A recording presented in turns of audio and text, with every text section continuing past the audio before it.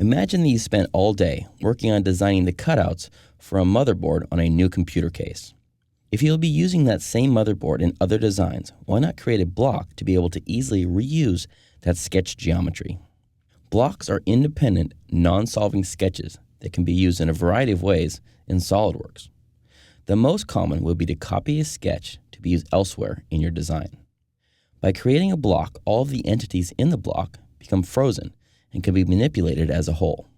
We can save blocks for later use, as well as open blocks in the SOLIDWORKS format or any AutoCAD format, such as a DWG or a DXF file. To insert an existing block, we first need to locate it on our file system.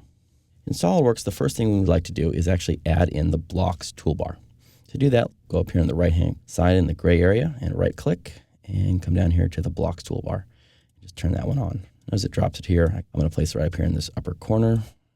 The first one would be to make a block, which we'll do in the next movie, and then the second one here would be to insert a block. So I'll click on that. As soon as we click on that, we get the option to go ahead and browse to that block. And in my file system, I have it here under Exercise Files, and we're in Chapter 10, and then we have a Blocks. So I have a bunch of different blocks here we can play around with. And the one we're going to use is this last one here called VGA Cutout. So go ahead and click on that. Notice as soon as I open that block, it actually attaches to my cursor, and anywhere I drag my cursor around, I have the ability to place that block.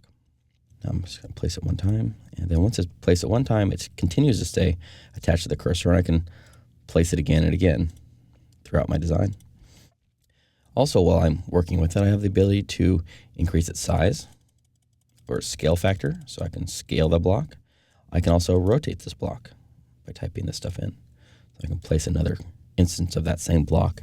It's the same block, it's just this one has a rotation and a scale factor applied to it. As soon as I'm done with that, I click on OK, and there's my blocks. Now you can see underneath that sketch, I've got a bunch of different ones here that are placed.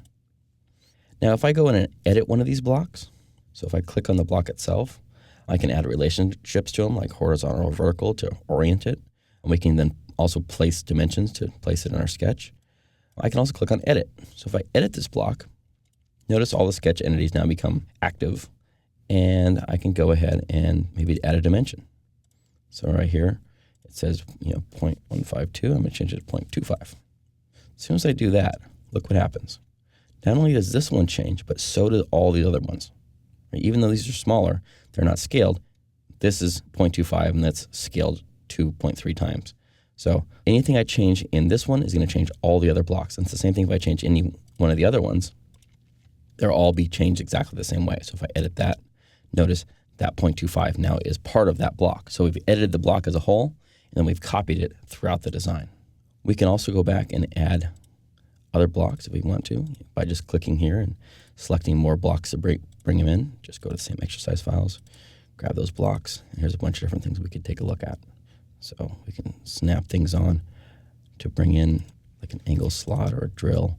Here's another block I can just place anywhere I want. So you can have as many blocks as you want. And then each one of these blocks can be operated on over here. If I right-click on it, I can edit the block. I can save the block out. If I change that block at all, I can then save it as a different name back to the file system, which can be then used somewhere else.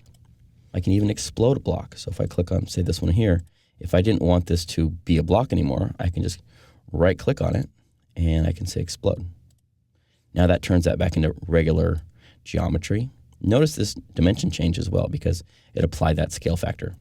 Now anything I do here to change this around, it's no longer a block, so it's not going to affect the other items here.